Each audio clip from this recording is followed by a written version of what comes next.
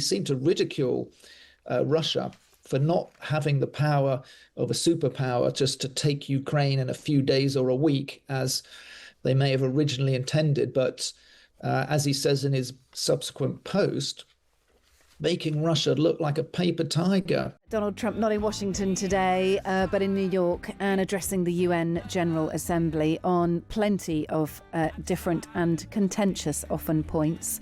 It's time to digest it all, as well as any other news coming out of Washington. I'm joined by the brilliant David Charter, US Assistant Editor for The Times. David, good evening. Good afternoon from Washington, D.C. Look, a little bit away from you in New York. In the other direction, Donald Trump has been addressing the UN Assembly. He's had some interesting things to say across a whole host of different subjects. He has spoken some not entirely factually correct information on the world stage, and there's lots of analysis on it at the moment.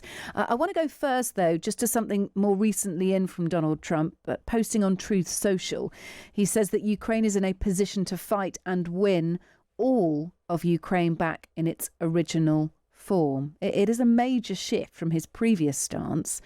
He's posted, after getting to know and fully understand the Ukraine-Russia military and economic situation, and after seeing the economic trouble it's causing Russia, I think Ukraine, with the support of the European Union, is in a position to fight and win all of Ukraine back in its original form. He doesn't talk about his support, but leans on the EU. But it is definitely a change in stance, isn't it, David? Yeah, this is a really interesting change of tack from Trump, who has obviously grown very frustrated that he did not end the war, as he said he would on the first day back in office, and has found it to be, as he often says, the most difficult one of all the wars he was trying to solve. He claims to have solved 7, as you know, from previous discussions. And it comes after a meeting with President Zelensky in New York. This is following his very fiery speech that's getting a lot of attention. But this afternoon, he's gone into meetings with various leaders. And on the way in to see Zelensky, he called him a brave man. And he was marveling, really, at the Ukrainians' fighting strength. And it seems to be a very deliberate new focus, which was actually floated in his speech, where he seemed to ridicule Russia for not having the power of a superpower just to take Ukraine in a few days or a week, as they may have originally intended. But as he says in his subsequent post, making Russia look like a paper tiger, and listing reasons why he thinks it's now impossible for them to win the war, and why, in fact, he thinks, at least he's saying in this post, he thinks Ukraine can win back all of its territory, maybe even go further than that, he says. So I think this is a very deliberate new strategy to provoke Vladimir Putin in a different way. To try, at this time, he's trying the Trump tactic of belittling Vladimir Putin. So let's see how that's going to turn out. Yeah, he's called on European countries to stop importing oil from Russia.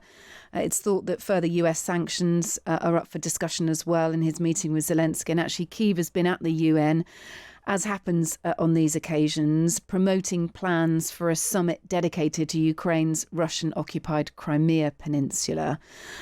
So that is all in the backdrop, really. And Russia occupying 20% of Ukrainian territory. Moscow demands it all in any peace deal. But Ukrainian officials say that not only do they not want to give that territory recently taken by Russia to Russia, they want to draw the line at Crimea. Again, that is a bit of a shift from them laying that out so clearly. Let's talk about other lines beyond that. The scathing attack by Donald Trump on the United Nations. Let's take a listen. I didn't think of it at the time because I was too busy working to save millions of lives. That is the saving and stopping of these wars. But later I realized that the United Nations wasn't there for us. They weren't there. I thought of it really after the fact, not during these negotiations, which were not easy. That being the case, what is the purpose of the United Nations? Yeah, left that one hanging. Should we have seen that attack coming? Well, it's probably pretty predictable, despite the fact that he was, of course, being hosted by the United Nations.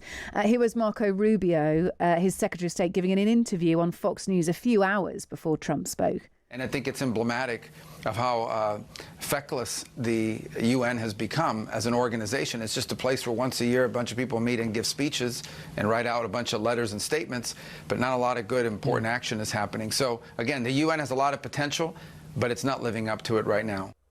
Yeah, the Trump administration have, well, really orchestrated an attack on the UN today, David. David Charter. Yes, to your point, you could have seen this coming because Trump has a long-standing feud with the United Nations. And his administration in this second term is withholding quite a lot of funding from it. And it was almost emblematic during his speech that we found that his teleprompter didn't work at the start. And then as they arrived at the UN, an escalator didn't work when Melania Trump stepped on the escalator. And Trump just worked this into his speech and said it was just symptomatic of how the UN just doesn't work. All I got from them was a bad escalator and a bad teleprompter today. And he said, I've never had any help from them about my attempts to solve wars around the world. He said he'd had not one phone call from the head of the UN. The Secretary General Guterres had not been in touch at all, despite the fact that he was trying to solve all these wars around the world. So, he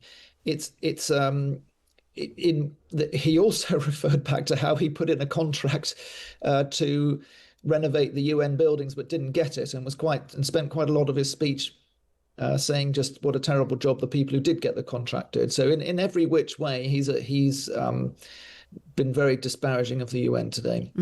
Okay, just a quick few words on Volodymyr Zelensky, who's been speaking to the media actually in the last few minutes, David, just to update our listeners. He's talked about his meeting with Donald Trump and the words from Donald Trump that Ukraine, with the help of Europe, can win Ukraine back in its original form. He said, I think this is a very important moment. I hope that the president will deal with this. He's held it a game changer. Trump is a game changer by himself, he says. I think he is more closer now to this situation. There are not too many players in the world who can be game changers, but he is the closest to this. So just some recent comments there from Zelensky. Where do you want to go next, David? Do you want to talk about Donald Trump's attack on European immigration? Do you want to talk about climate change and Trump's thoughts about the carbon footprint being a hoax? Well, what I would say is I think these are well-worn Trump arguments that he used this bigger stage to rehearse again. But it's his first visit for 6 years to the United Nations, and back in 2018, when he gave this same speech in the same forum, the General Assembly, he was laughed at by delegations around the room when he was talking about what a fantastic job he was doing. But there wasn't any mocking laughter today, I would say. There actually was some laughter at his jokes when he was joking about how the teleprompter wasn't working. It was a very changed atmosphere as he really uses American muscle. But I'd just like to say, I think that what we're seeing today is a real triumph of diplomacy for Volodymyr Zelensky, who's really stuck at it with Trump. When you consider just how bad the situation was for him at the start of the Trump administration, and that February meeting in the White House where J.D. Vance tore into him. He had a terrible argument with Donald Trump, and they left without signing the agreement they wanted to sign. Ever since then, Zelensky has worked away assiduously at getting back into Trump's orbit and impressing upon him that Ukraine is going to fight for every inch of Ukraine, with or without the United States. And it's finally dawned on Donald Trump, I think, that he's got to approach this a different way, because his softly approach with Putin hasn't worked. Yeah, remarkable, really. Let's hope they can build on that on that thought, on that position from there. We know that currently Donald Trump's with Emmanuel Macron. They're addressing the media together. They're talking about Russia and Ukraine. We'll bring our listeners, bring you, if you're listening, the lines, the things you need to know from that. Of course, at these big general assemblies, lots of positions taken, decisions made. I suppose it has to translate, doesn't it, into clear policy and approach to move forward. A quick one here on Emmanuel Macron, speaking of the French president, who made, well, Trump received an unexpected phone call from him, didn't he? Macron was delayed when he was heading to the French embassy yesterday evening in New York due to the president's motorcade shutting down parts of the city. In an exchange that's, well, it's pretty unbelievable. The French president pulls out his phone to speak with Trump. He's stood with traffic police at this time. This is directly before asking him if he could have a chat with him about Gaza. Have a listen. How are you? Guess what? I'm waiting the street because everything is frozen for you. 3 or 4 in the afternoon. But I would love if we can. Yeah, I know. I will follow. But after I would love if we can have a short discussion with Qatar and you on the situation in Gaza because. Yeah. Talks about Qatar and Gaza, doesn't he? Which is a clever PR move from Macron. I've got just 30 seconds or so, David, for your thoughts on this one. I thought it was really incredible that they released this video and they showed that obviously Macron has a hotline to Donald Trump, even if it is only to get the barrier lifted, but not for his car. They wouldn't let his car through. But they'd let him walk back to the French embassy.